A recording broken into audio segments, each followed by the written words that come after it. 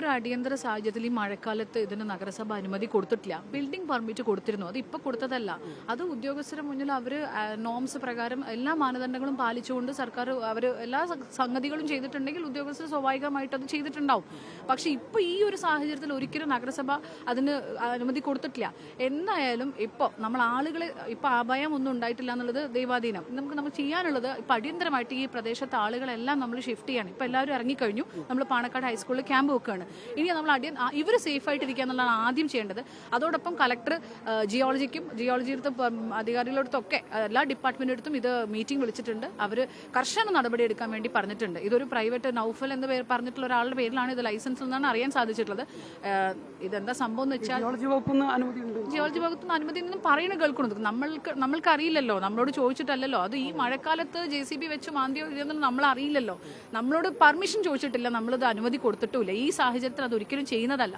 എന്തായാലും അധികാരികൾ നമ്മൾ ആര് ചെയ്താലും ഇത് വളരെ കർശനമായിട്ട് മുഖം നോക്കാതെ നടപടി എടുക്കുന്നുള്ളത് ഉറപ്പാണ്. ഞങ്ങൾക്ക് ജനങ്ങളുടെ സേഫ്റ്റിയാണ് പ്രധാനം.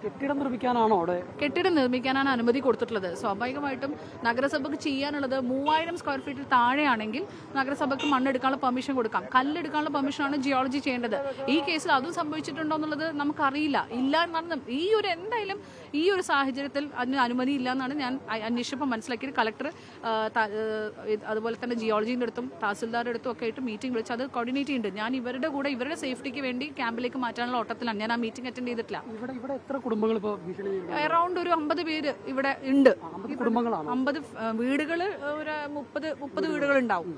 എല്ലായിട്ട് ഇങ്ങനെ 50 പേരുണ്ടാവും. ഇതിൽ ഏറ്റവും വലിയ പ്രയാസം ഞാൻ നേരത്തെ പറഞ്ഞതാണ്. അതായത് ഇങ്കൽ സിറ്റിയിൽ നിന്ന് വരുന്ന വെള്ളം, അതിന്റെ ഫോഴ്സ്, അതാണ് ഈ പ്രദേശത്തും ഹാജിയാർപള്ളി കൈനോട് പ്രദേശത്തൊക്കെ വ്യാപകമായിട്ട് വീടുകളിലേക്ക് കയറിക്കൊണ്ടിരിക്കുകയാണ്. അത് 2-3 ദിവസമായിട്ട് ഇതേ സിറ്റുവേഷനിലാണ്. ഇതിലുള്ള പ്രയാസം നഗരസഭയെ സംബന്ധിച്ചിടത്തോളം അധ്യക്ഷ എന്ന നിലക്ക് ഞങ്ങളുടെ പ്രയാസം എന്ന് വെച്ചാൽ കഴിഞ്ഞ സർക്കാരിന്റെ കാലത്ത് ഞങ്ങൾ തദ്ദേശ സ്ഥാപനത്തിന് അധികാരം എടുത്തു കളഞ്ഞു. ഇവർക്ക് ലൈസൻസ് കൊടുക്കുന്ന സർക്കാരാണ്. ഇവർ മാനദണ്ഡങ്ങൾ പാലിച്ചിട്ടുണ്ടോ നോക്കേണ്ടത് സർക്കാരായിരുന്നു, അന്നത്തെ സർക്കാരായിരുന്നു. ഇവരുടെ ടാക്സ് വാങ്ങിക്കുന്ന സർക്കാരാണ്. ഞങ്ങൾ ഈ ദുരിതം അനുഭവിക്കുക, ജനങ്ങളുടെ പ്രയാസം ഞങ്ങൾ കേൾക്കുക, അവരോടൊപ്പം നിൽക്കാന്ന് മാത്രം ഞങ്ങൾക്ക് ചെയ്യാൻ കഴിയുന്നത്. ഇപ്പോഴത്തെ ഈ ഒരു അടിയന്തര സാഹചര്യം കണക്കിലെടുത്ത് ഇത് മുൻനിർത്തിക്കൊണ്ട് ഇപ്പോഴത്തെ സർക്കാരിനോട് ഞങ്ങൾക്ക് ആവശ്യപ്പെടാനുള്ളത് ഞങ്ങളുടെ തദ്ദേശ അധ്യക്ഷന്മാരുടെ അധികാരം തിരിച്ചേൽപ്പിക്കണം എന്ന് മാത്രമാണ് പറയാനുള്ളത്. അപ്പം ഞങ്ങൾക്ക് ചെക്ക് ചെയ്യാം. ഈ പ്രദേശത്തെ ഏരിയ ഞങ്ങൾക്കാണ് മനസ്സിലാവുന്നത്. ഇവിടെ പ്രയാസങ്ങൾ ഞങ്ങൾക്കാണ് കൂടുതൽ അറിയാം. അത്രേ ഉള്ളൂ. പാണക്കാട് ഹൈസ്കൂളിലേക്കാണ് മാറ്റിയിട്ടുള്ളത്. ഇല്ല, ഇവിടെ മണ്ണിടിച്ചൽ ഭീഷണി ഉള്ളത് കൊണ്ട് നമ്മൾ ഇതിന്റെ അടുത്താണല്ലോ. ഇവരുടെ സേഫ്റ്റിയാണ് നമ്മൾ നോക്കിയിട്ടുള്ളത്. അടിയന്തരമായിട്ട് എല്ലാവരും അങ്ങോട്ട് മാറ്റി ഇപ്പൊ ചെയ്തിട്ടുള്ളത്. ഉണ്ട് 19 പേര് ക്യാമ്പിലുണ്ട്. ഓക്കെ, ഏതായാലും ഇപ്പം ഈ അപകടം നടന്നതിൻ്റെ പ്രദേശത്തു നിന്നുള്ള കുടുംബങ്ങളെ ക്യാമ്പുകളിലേക്ക് മാറ്റുകയാണ്. സുരക്ഷാ ക്രമീകരണങ്ങൾ മുൻനിർത്തിയാണ് ക്യാമ്പിലേക്ക് മാറ്റുന്നത്. ആരാണ് ഇവിടെ നിർമ്മാണത്തിനുള്ള അനുമതി നൽകിയതെന്ന കാര്യത്തിലൊക്കെ അന്വേഷണം നടക്കും.